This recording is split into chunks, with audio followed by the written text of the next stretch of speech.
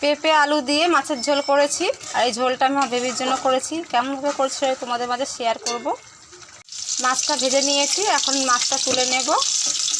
ওই তেলের মধ্যে শুকনো লঙ্কা আর গোটা জিরে ফোড়ন দিয়ে দিলাম।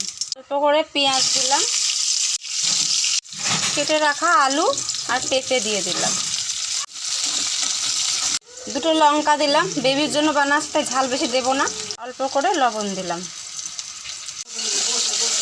অল্প করে জল দিলাম সবজি সিদ্ধ হওয়ার জন্য। এখন চাপা দিয়ে দিলাম। পেঁপে আর আলুটা অর্ধেক সিদ্ধ হয়ে গেছে। অল্প করে হলুদ দিলাম, একটু ভাজা ভাজা করে নেব। বেশি ভাজিনি, অল্প ভেজেছি। এখন জিরে বাটা দেব।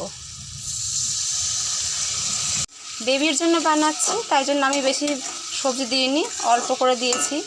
ওর মতন করে রান্না করছি তাই। আর একটু চাপা দিয়ে দিলাম। মশলা কষানো হয়ে গেছে আর সবজিগুলো আমার ভালোভাবে সিদ্ধ হয়ে গেছে। জল দিয়ে দেব। মাছের ঝোলটা আমার ফুটে গেছে, মাছগুলো দিয়ে দিলাম। এখন অল্প করে গরম মশলা দিয়ে দিলাম। যদি আমার রেসিপি তোমাদের ভালো লাগে লাইক ও কমেন্ট করো।